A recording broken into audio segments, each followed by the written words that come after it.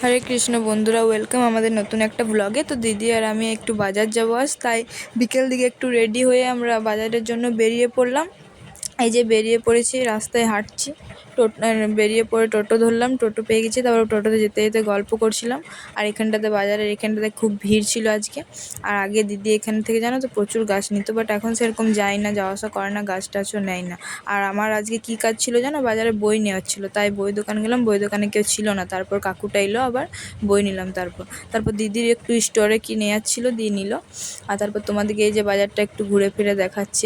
আমি বাজারে গেলে ঘুরে বেড়াই, আমাদের তার কিছু কাজ নেই। তারপরে এই যে আড্ডাবাজি করে ঘুরছি দিদি আর আমি। আর এটা হচ্ছে আমাদের এখানকার সীতারাম ভবন, তাই ওখানে একটু দাঁড়িয়ে প্রণাম করে নিলাম।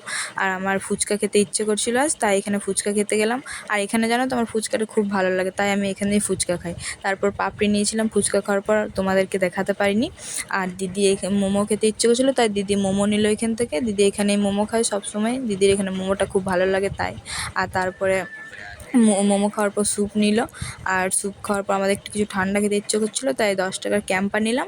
আর 10 টাকার ক্যাম্পারটা নিয়ে এত খুশি বাবা রে, মানে বুঝতে তো পারছো গরিব ইনসান তো একটু কিছু জিনিস নিলে খুশি হয়ে যায়। তারপর বাড়ি যাওয়ার জন্য আমরা টোটো ধরলাম। আর আমাদেরকে জানো এই যে বলেছিল কিছু আনতে, বাট ভুলে গেছি ওর জন্য। তারপর ক্যাম্পারটাই দিলাম ওকে। আর পনির নিয়ে এসেছি, পনিরটা বলছে মিষ্টি বটে আমাকে দে। তো আজকের ব্লগটা এখানে শেষ করলাম, বাই।